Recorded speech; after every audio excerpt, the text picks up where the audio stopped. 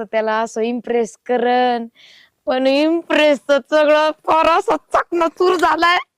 Impress करायचं कसलं, हे दुसऱ्यावरच झालंय तिकडं.